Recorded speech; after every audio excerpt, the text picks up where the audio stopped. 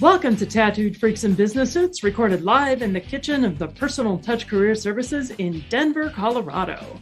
I am your host, Donna Shannon. As a professional career coach, I help people navigate the hiring maze to get to the jobs they really love. In addition to working with job seekers one-on-one, I do have a book out there. You can find Get a Job Without Going Crazy on Amazon or on our website. And my guest today, I'm very excited to have, is Patricia McMahon from the EEOC. So the purpose of our show, for those of you who don't know, is to explore and really redefine the world of work, especially as Gen X, millennials, and those to come after seek positions of leadership that still allow us to be themselves. So every show, we explore a topic related to business or job searching. And of course, we're going to talk about tattoos. Our sponsor is the Personal Touch Career Services, Denver's top-rated career coaches. We focus on all those practical tools for your job search, including resumes, LinkedIn profiles, job search coaching, and ongoing classes. So check out our ridiculously long website, which is personaltouchcareerservices.com. Once again, that's personaltouchcareerservices.com, or, you can just Google it. Well, Patricia, fortunately for you, the EEOC has a very short website. Oh, well, only the name is short. When you get into our website is ridiculously difficult to navigate. I actually apologize to everybody who goes there. It's horrible. But you're not in charge of the website anyways. I'm going to say, for the purposes of this, not completely. Mm-hmm. But I do actually contribute to that monstrosity, yes. Oh, great. Oh, so, yeah, I know, right? Oh, right. So why don't you tell us a little bit more about yourself and what you do?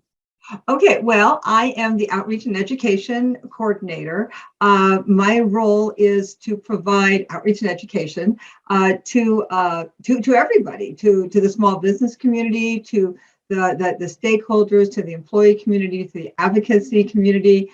I also am the public affairs director, so I do public information. I'm the person who issues all the press releases. When nobody else will give up a statement to the press, I'm the face of the EEOC, so I am the press officer. I prefer not to do that. I like to put other people in front. I'm the person when nobody else wants to do it. I get stuck with that. So I'm that anonymous spokesperson. So whenever you see the spokesperson for the EEOC Denver field office, that's me. So now you know, the more you know, right? Right. So I'm the congressional liaison. So I am the bridge between EEOC and Congress, the U.S. Congress and state Congress for the Denver field office. And I do webinars, teaching, go out and do, individual teaching classes and social events to go out there and network and meet people so that, people get to put a face to the EEOC. So I'm pretty much their PR person. Well, there we go. So I don't know how well our listeners are going to be familiar with the EEOC. I know it stands for the Equal Employment Opportunity Commission, correct? Yes. I had to go back to my college days. Yeah. So what are some of the things that the EEOC does for either job seekers or people who are already in the workforce?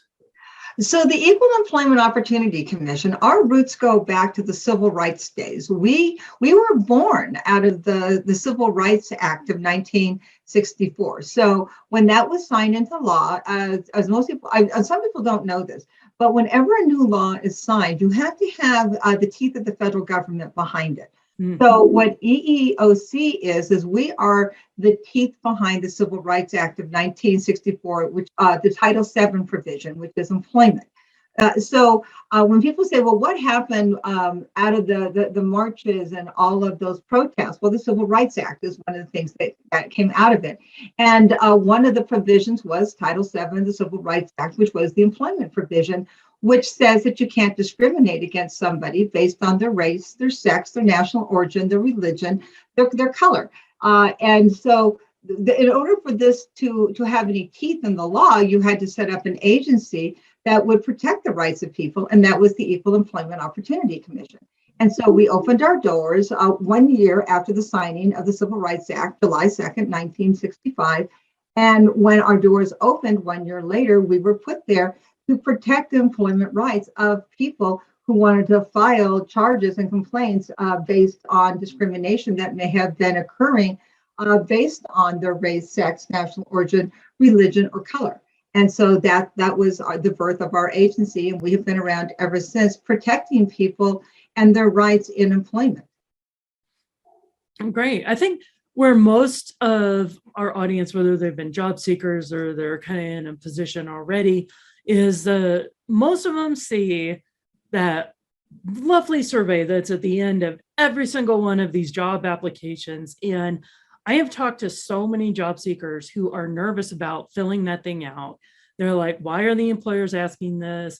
They're not supposed to be able to discriminate against me. Why would I even, disclose what race I am? So what is that thing and what is it for? Okay, well, I'm glad you asked that, because what that is, that's called the EEO1 tear-off sheet. And that's not a requirement from EEOC, but it is a voluntary sheet that EEOC that we actually ask employers to do, because it's part of a survey that if you have 100 or more employees, the company has to report to the Joint Reporting Task Committee. So we're going to put that in tab A, because actually this is more of a protection for employees more than anything else. Because I know a lot of employees call me on this, and they think that they're being discriminated against when they're asked to fill out this sheet. And I tell them, no, you're not. Actually, fill this out. This is actually your protection. So when an employer is asked an employee to fill out this sheet, what they're supposed to do, and if they're not doing this, boy, let us know, because we want to know this. But what they're supposed to do is they're supposed to take this sheet and they're supposed to put it to the side, and no hiring official is ever supposed to see this tear-off sheet. But what it's done is to gather data on the application process in case somebody later comes in and files a complaint based on that application. And this gives us data. And so I'm going to give you an example that will probably help people understand why this is very valuable information. So and let's just say you've applied for a position, and you are going to know nothing about anybody else who applied, right? I mean, you applied for a job, you've come in randomly, you filled it out online, you don't know anything about how anything was captured, or you've walked into the place, you filled out an application, you know nothing. We know nothing either. I mean, nobody has any information. But that EEO1 tear-off sheet actually has all this data from everybody else who's come in. So let's say you've decided, like, you didn't get the job and you believe you are the most qualified person. But there are some things that raised flags to you during the application process. For example, you felt, let's say you went in personally. I'm just going to use this as an example. You walked in personally into this facility, and you noticed that there was nothing but people at the front desk, that they all were the same race, or they were all the same sex, or they all seemed to be the same age. So there was a homogeny in there that you found interesting, and you were different. And so you felt that you kind of just felt like uneasy when you went in, thinking, I'm not going to get this job because I don't fit in. There's just something about that. But you left and you didn't get the job. And this has bothered you. When we look at those EEO1 tear-off sheets, the first thing we're going to do is we're going to see how many people within that category were, applied. Like, was there a homogeny in that application phase? So let's say there are 100 applications. I know I'm going on a really long explanation, but this will matter. Let's say there were 100 applications. And of those 100 applications, only 10 of those applications fit in that homogenized category. The rest of the 90 applications were very diverse. Mm-hmm. The company hired somebody that fit within that homogenized application. So they brought in somebody who looked and acted exactly like they did. There's that red flag. Mm-hmm. We wouldn't have known that if everybody who applied wouldn't have filled out that EEO1 tear-off sheet. That's why that is important to us. It gives us that information about everybody who applied that we wouldn't have had. But if you would have looked at that EEO1 tear-off sheet and thought, I'm not going to give this because they're going to look at this and not hire me, we wouldn't have had that information to say, this is why they didn't hire them. Mm-hmm. Right. And I think one of the big things that I work with, especially because we tend to work with people who are mid-career and above, there's a lot of concerns about the ageism issue. Like I spoke with a person just earlier this week, and she is convinced that everybody is passing her over because of age. And even in her last interview, they told her they weren't going to hire her because she was in her 50s and they only hire people who are 25 years old. And I thought, okay, that's weirdly specific. That's weirdly illegal too. And very illegal. Yeah. I'm going to say when somebody says we're not hiring you because of your age, I'm going to put a hard stop on that situation, because that's literally illegal under the Age Discrimination and Employment Act, which says you can't refuse somebody because of their age, which is over the age of 40. Mm-hmm. Unless there's very specific reasons, like there's like a provision in there that says we're not hiring somebody for this position, and we've already been vetted in that we can't hire people because of certain, and I'm going to give you a certain provision. Like in the federal government, there are certain categorizations you can't hire after a certain age because they have a retirement provision in there that says you must retire at this age and you have to be eligible for retirement.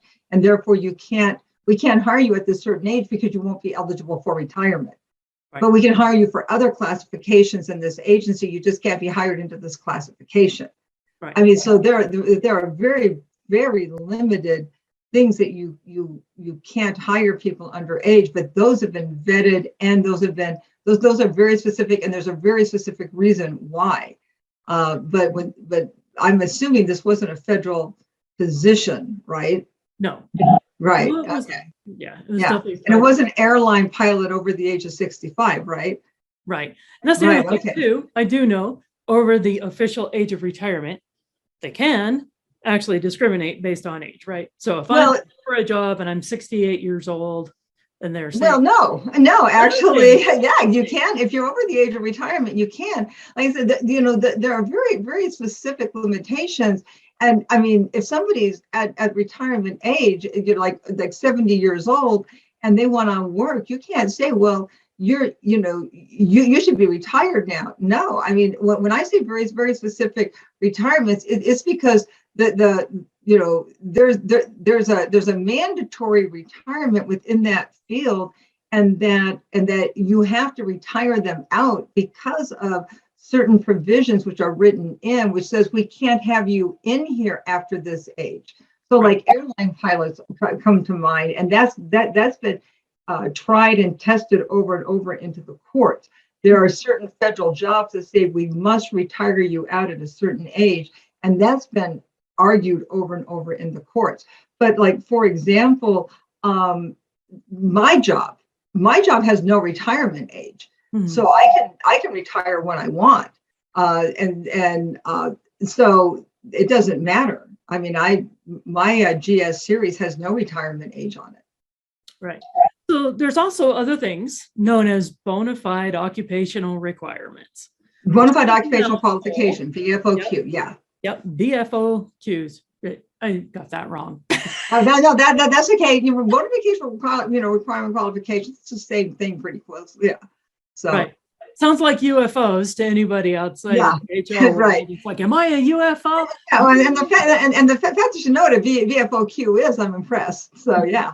Oh, I have an HR background, so that's why. There you go. But what this is, for our listeners who don't know, A bona fide occupational requirement means that you have to fit a certain category or class in order to do the job. For example, if you wanted to be an Episcopalian priest, you need to be an Episcopalian, correct? And a priest. And a priest. And a priest. Yeah. We're on your way to becoming a priest, or however that works, right? Whatever the requirements are. Yeah. So in those cases, again, they're very limited and they're kind of case by case, and correct me if I'm wrong, that there are some things that you might have to fit into those categories. I think the favorite case I studied in school is the famous Hooters cases. Oh, Hooters and EEOC. Hooters and EEOC, we have such a relationship. Oh, I'm sure. So yeah, this was back when I got my degree in 2012. So I know that they come up every now and then, but the whole point where there was a man who wanted to be wait staff at Hooters and they turned him down. And so he sued them because that's discrimination based on gender and sex. And so it came up in court. They asked Hooters what their primary business was. And they were like, we're a restaurant, we serve food. And they're like, okay, you don't have to be a young, hot female to serve food. And they go, wait. Our actual business is heterosexual male entertainment. It's a great way to define hot wings and boobs. Right. Yeah. Hooters has been a journey. I love your very political answer on that one. Hooters has been a journey. Can I just tell a little bit of history back because I remember Hooters very well, and I just want to throw something out that a lot of people don't realize, but Hooters, because I have to give Hooters credit for one thing.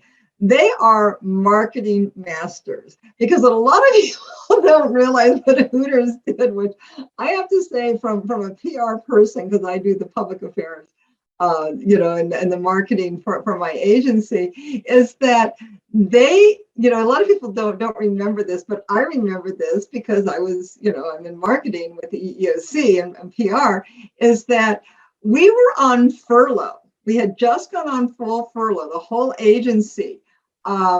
And we were forbidden when we were on furlough. I don't know if people know this, is that we are forbidden when we are on furlough by legislatively. We cannot work. We're not allowed to answer our phones. We're not allowed to do email. We are literally banned from working. And from what I understand, Hooters found this out. And so the second day of the furlough, they did their big press conference and their answer to everything that was going on. And as a stunt, they called our office and kept getting our answering machine and said, "See, EEOC refuses to respond to us." And I was like, we can't. Yeah. Nothing weird or shady about that. It was like, that was a brilliant marketing. And then the newspaper, and so like all the press people started calling us saying, well, EEOC isn't responding. And it's like, we can't. We're legally forbidden from answering our phones. So that was, I have to say, bravo. That was brilliantly played. Yeah, nice move, Hooters, nice move. Yeah, well, one thing's for sure, they employ good lawyers, and I bet the lawyers don't have to wear the outfit. I'm pretty sure they don't. Yeah. So we kind of talked about one hint with, trying to figure out if you're being discriminated against, like when you walk in and everybody looks and acts the same. Are there other possible things that a job seeker should look out for, or even an employer should look out for, to make sure that they're not discriminating against two people? I know I asked two big questions there. So, yeah, you did. Yeah. So you want to break that down? Yeah, let's talk about the job seekers first. So, okay, so job seekers, you want to get rid of anything that's going to drive implicit bias against you, right? I mean, that's going to be your first step. I understand that you want people to accept you as to who your authentic self is, but the truth is implicit bias always is going to creep into any decision. So you want to be as neutral as possible during the hiring process. And I say this as someone who doesn't want anybody to lose their authentic self in the hiring process. But what we have found through all of our studies is that the more neutral you can present yourself, the better chance you have of being hired. And we say this because we have done so many studies on implicit bias in the hiring field. And we have found that, when we remove all factors that put any bias on there, the most qualified candidate does get hired. And that is what we want in all situations. Mm-hmm. So, things that mark you, like, for example, your education is awesome, but try to remove things like your dates, the dates that you went to high school and college, and by the way, employers, those dates aren't relevant. Mm-hmm. I know employers think that those dates are relevant, but they're not. The degree is what is relevant. Right. We actually don't. We do question employers who ask things about, what year did you graduate? That's a red flag for us, because what we find relevant is whether or not they have a degree. And by the way, that's another thing that we actually do find relevant, is that if you're asking for a degree, later on, we're going to wonder whether or not that degree is relevant to the position. And a lot of companies will tell us, well, the degree is relevant to the position. The reason why we ask for, let's say, a technology degree is that we want the technology, we want somebody with that technology degree. However, what we will find is that all the technology that the company plans, for the new hire, the company plans to train the new hire on their technology, because most companies have an internal data system that they want to teach the new hires. And so the actual degree that the person is coming in is useless for what the company plans to teach when it comes to technology. Usually what the company wants when they're seeking things like technology degrees is that they want to make sure that the person coming in has the foundation to learn technology, but the actual technological degree, for the most part, are not necessary. I mean, when I say technology degrees are not necessary, I mean the very specific technology degrees, like engineering, necessary, a software engineering degree, necessary, but very specific technology degrees, not necessary. But where they are, where companies find themselves asking for them, is because they're more recent degrees. So I know in my background in HR world, I would ask our managers all the time, is a degree required to do this position? And they would say, I don't care, as long as they can do the job. And in HR, we would pipe bachelor's degree preferred, because we knew it would limit the amount of people applying. Now, that was several years ago. That was over 10 years ago when I last did recruitment like that. But I stay close to the HR circles. I participate in SHRM and things like this. And it's very interesting that the discussion is coming up now regarding degrees, that we're encouraging the employers to not be so strict on it, because there is a possibility of it's class issues, right? Because why is this one candidate who has a degree in basket weaving better situated to be your executive assistant when we have two equal candidates, strong 5 to 7 years background? One has no degree because they came from a disadvantaged neighborhood and background, versus, our other person who has her or their degree in basket weaving. And it's that unconscious bias, because in that case, basket weaving degree doesn't matter. It's the 5 to 7 years experience that they both have that matters a lot more. Okay, so I'm going to say something that is probably going to shock all your listeners. Oh, lay it on me. Okay. Our EEOC investigators, not all of them, and I'm going to say recently hired. I mean, when I say recently hired, I'm going to say within the last 5 years, not all of them have college degrees. What? No, right? We don't require college degrees for our EEOC investigators. Yeah, and there's literally what you just said is why. Because not, college degrees are awesome. I have a college degree. My boss has a college degree. I mean, yeah, the college degrees are awesome, and we respect and admire people who get college degrees. But not everyone with a college degree is the best candidate for a position.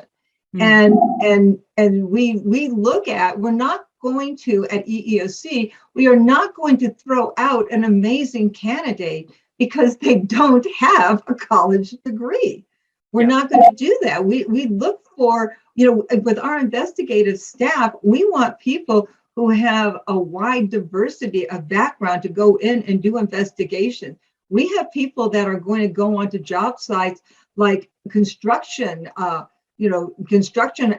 areas, and they have to know things like plumbing and electrical and things that are within the entire world of work. There are going to be areas and nuances that people who have spent 4 years in college learning different types of issues are not going to know about. We need people that are well-rounded and very strong in different fields. And we look for those candidates, and we would encourage that people who are in the world of work look at those type of criteria, because that's how you get the best candidates, right? Yeah, exactly. It's like a classic example. My dad, PhD in mechanical engineering, did a lot of contracts with NASA, stuff like that. He was with a think tank here in Denver for like the last 20 years of his career. And everybody there had masters and PhDs, and they were hiring an administrative / lab assistant.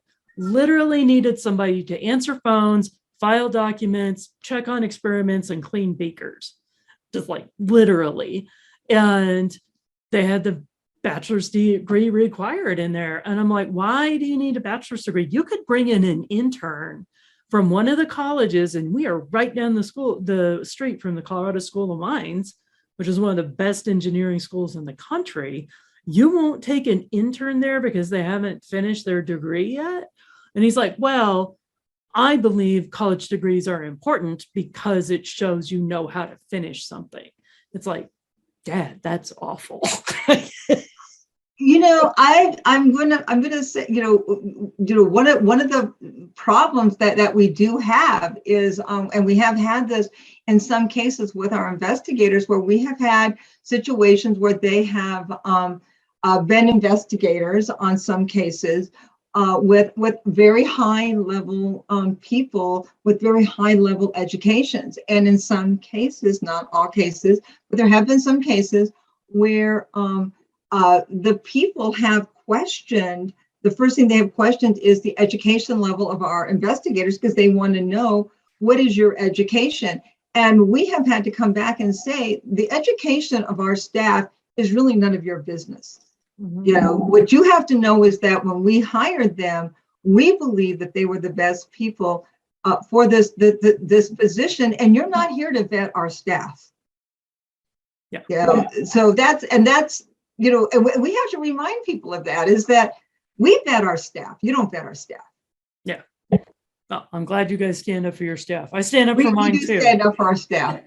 We're proud of our staff. We and by the way, anybody who's ever been part of an EEOC investigation knows that we stand by our staff. We have the best staff ever. And by the way, anybody's curious, we are hiring. We just finished the hiring certification. I know some of you got the the announcement, but we just closed the hiring certification for a Spanish language investigator. So we're looking forward to seeing who comes out of that. But we get hundreds of applications, and just a side note, we get hundreds of applications for every one opening. So when we say we hire the best, we really do hire the best. So we're proud of that.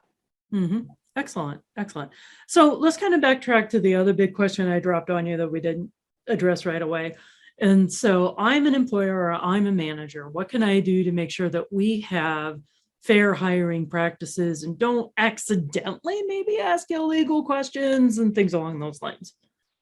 So when asking questions, you have to always keep keep it pertinent to the job. We always say, make sure that you're not asking anything that brings out personal or lifestyle questions or things that could inadvertently get to things like health, like for example, anything that gets any type of health information. That's illegal. Don't ask it.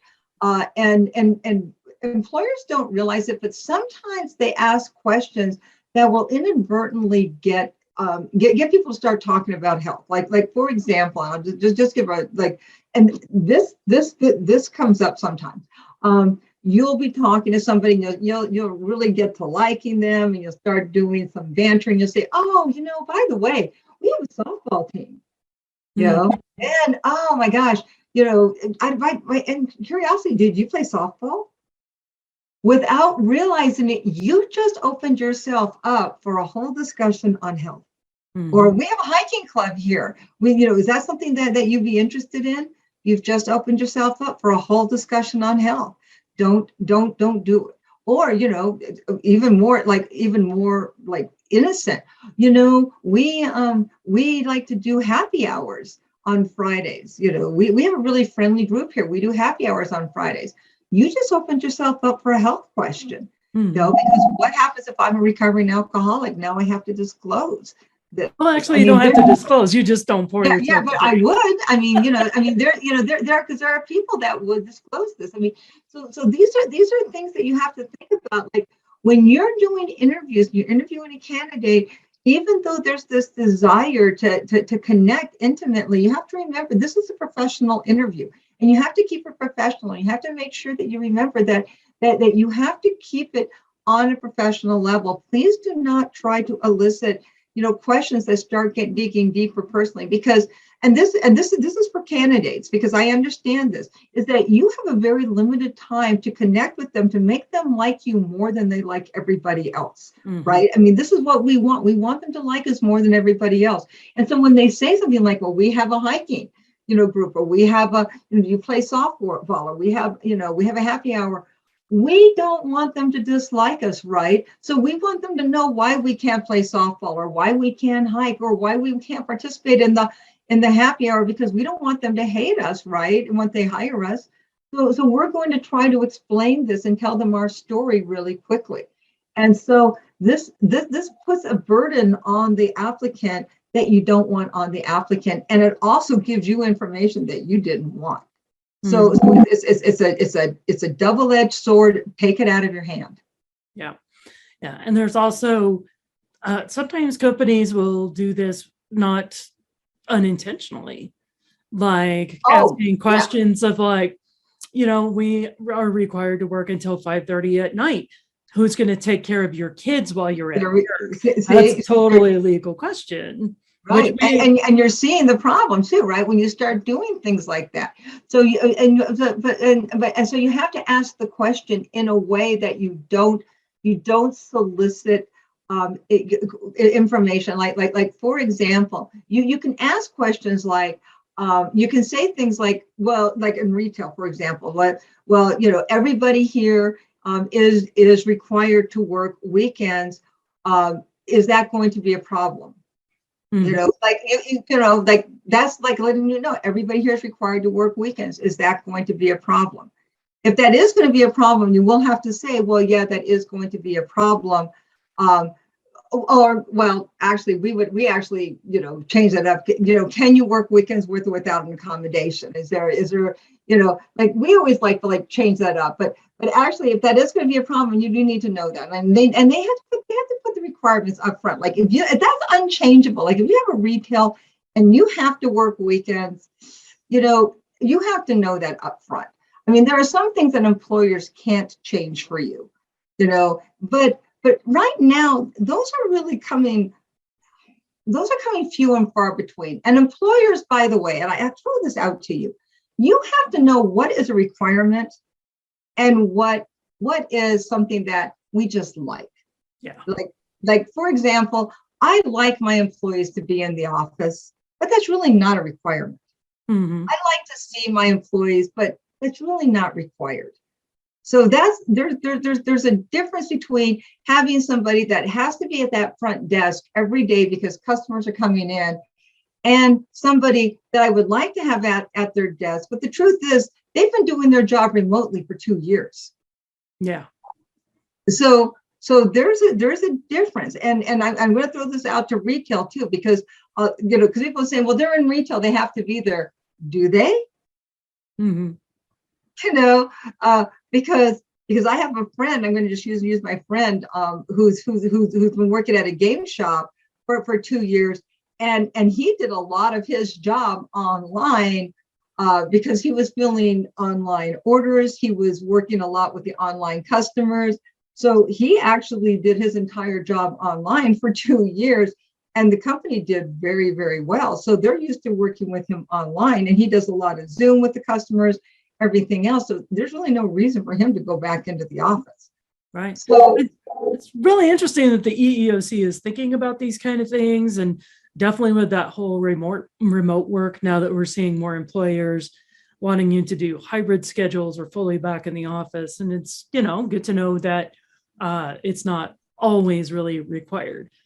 Well, and we're finding that like most people, and this is becoming a big issue right now, because a lot of people like working from home, but a lot of people like doing things from home too. It's a double thing. Like, and I'm going to, like for the people that are listening right now, how many of you prefer shopping from home, getting your groceries from home? Going, like, how many of you, when given a choice, want to renew your driver's license from home instead of going to the driver's license bureau? We're finding at EEOC, we used to make people come into the office to file their complaints. Remarkably, we're finding that people don't want to do that anymore. When given the option between, doing it on, like talking to us on the phone or talking through a video, instead of coming downtown, paying $20 for parking and, and going through that hassle, they don't want to do that. And even though we're in the office and we're available for them to do that, people don't want to come in. Right. Imagine that. Imagine that. So, yeah, imagine that. So people, given the choice, they don't want to fight rush hour traffic at 8 o'clock in the morning and come see us, as charming as we are. So we're finding that this is not just on our end where people are finding that working from home is more efficient. Our customers don't want to come in either. So this is going both ways. Great. So normally we would do our tattoo of the day segment, but Patricia, yeah, you don't have any tattoos, do you? Actually, I do. You do? What's your tattoo? I'm not going to tell you, but it's a place where nobody can see them. But I have two. I have them hidden, very well hidden. Mm-hmm. Yeah, because I tell people I don't have tattoos. I have two very well hidden tattoos, but no employer would ever see my tattoos. But this does bring up another thing that I think is very important to our listeners, is that now there's movements out there about discrimination based on tattoos or other body modifications. And I think it's really interesting, as somebody who's heavily tattooed myself, and I'm a Gen Xer. So when we started getting our tattoos in the 90s, even though we were rebels, we were very conscious about they were be easily covered up if we had to go work in an office, right? It's like, I'm heavily tattooed. Most people don't know that when they first meet me. But younger generations tend to have their tattoos a lot more visible, lower arms, on the hands, up on the neck, and things like this. So is there circumstances where employers can or cannot discriminate based on these tattoos and body modifications? Well, I'm from the generation of high tattoos. So when people ask me, I have tattoos, I usually say, no, I don't. And the reason I just usually, the only reason I'm saying this is I actually had my tattoo refreshed yesterday. Nice. Yeah. But so tattoos are interesting. You can ask people to cover up their tattoos. That you can do that. But so what the thing with tattoos is that tattoos are becoming so much a part of our culture. Here's the thing with tattoos, and I warn people about tattoos because they have to be careful on one end with it because tattoos are body art more than anything else. They're a form of self-expression, and so I warn people on this: be careful with them, because an employer, if they offend somebody, an employer can ask you not to display them because they may have something that is offensive to somebody else. And whether or not they are your form of self-expression, like with anything else, if somebody else finds it offensive in the workplace, the employer can ask you not to display it, just like wearing a T-shirt or a poster or anything else. I mean, they can be covered up, and when it's on your body, it becomes an entirely different conversation. So it's something where this can become a very interesting conversation, and we have had these conversations because somebody will say, well, that's not what my body art means, and somebody else can say, well, that's how I interpret it, and now we have a very hard discussion for the employer, for the employee, and for the person that's offended. So I warn people in advance, if you're going to have something controversial, please be prepared for that conversation. That's just a fact. However, when employers, I ask employers to tread lightly on this when it comes to banning body art, because again, this goes to implicit bias. This is something that it's not going away, and it's like anything else. I understand that that there are some companies that they prefer a certain look over another look, but this really has nothing to do with qualifications, does it? Right? So. There really is nothing that says that you have to allow somebody with body modification or body art, but there's still law being developed on this. And I think that's a great way to put it. The law is being developed, and it's also on a case-by-case basis. Just like we ask the employers to make reasonable accommodations for us, sometimes we have to make reasonable accommodations for them. Right. And my first husband had tattoos down his forearms of naked women.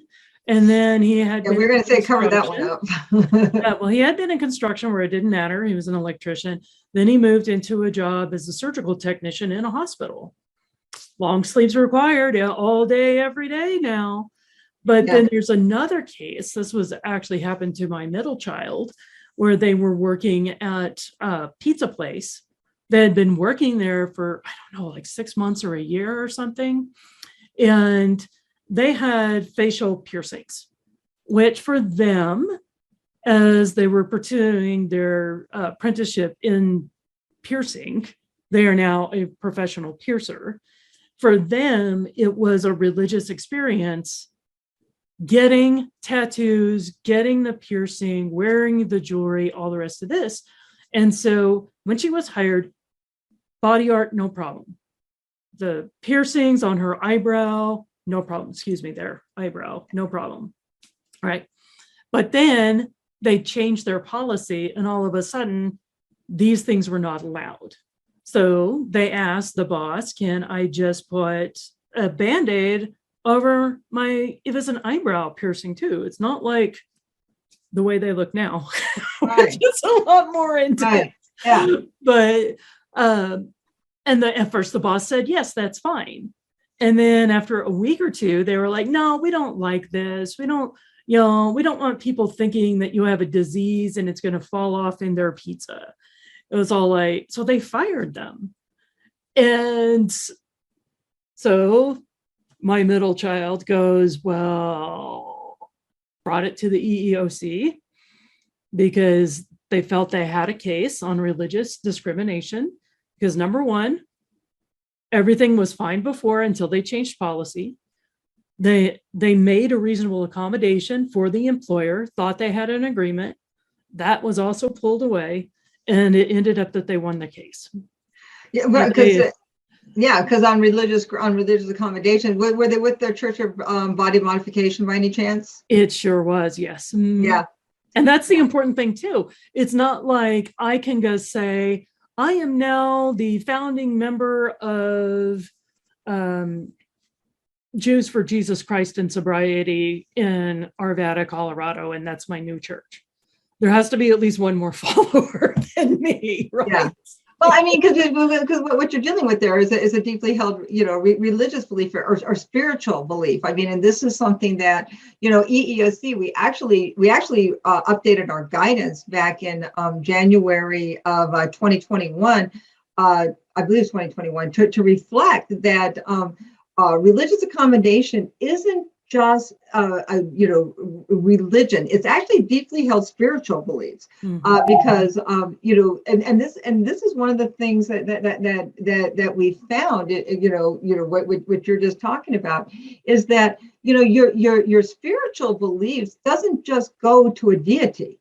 Your deeply held religious beliefs and spiritual beliefs come from within. I mean, so religious beliefs are deeply held, and these, and if you just limit it to a religious belief, which is attached to a deity, it is very limiting to what religion actually is, because some religions have a deity and some religions do not, and so we expanded the guidances to include things that are deeply held spiritual beliefs, which are within you, things that you follow, and that are go to your core beliefs, and this your daughters would be one of them. Yeah, excellent. Well, thank you so much for your time, Patricia. This has been Patricia McMahon with the EEOC. How would people reach out to the EEOC if they need to file a complaint or to follow up with any additional questions or just some other resources? Well, always our website is the best way on EEOC.gov. Again, we have the easiest website ever, 7 letters, right? EEOC.gov. However, once you get on the website, that's where the fun begins. Navigating it is awful. But if you just go to the EEOC portal, we have an EEOC portal where you can interact with that. And it is very interactive, and it will help you find out whether or not you belong there. And once you go in there, it'll tell you whether or not you have an EEOC issue. And if you do, we want you to contact us. The worst thing you can do is let your time run out. You have 300 days to file a charge of discrimination. If you don't, you will lose your rights forever. Don't lose your rights because you didn't check. So that is our big issue. That's the most tragic thing that could ever happen. So you're never bothering us. We always say we have nothing better to do with our time. So please contact us. That is the main thing. We don't want anybody losing their rights. Excellent. Well, thank you again so much, Patricia. And this has been extremely helpful, very informative. And I had lots of fun with it, but I'm kind of a nerd on this stuff like that. So, thanks again for joining us. Thanks for listening to Tattooed Freaks in Business Suits, produced by the Personal Touch Career Services. Our host is Donna Shannon. All music has been ethically sourced and licensed from sounddogs.com and epidemicsound.com. Support the arts. We certainly do. Join us next time as we continue to explore the evolving world of work and leadership in the United States. If you are interested in being a guest, or if you would like to receive a complimentary career evaluation, please visit the contact page at personaltouchcareerservices.com. Once again, that's personaltouchcareerservices.com. Or you can just Google it.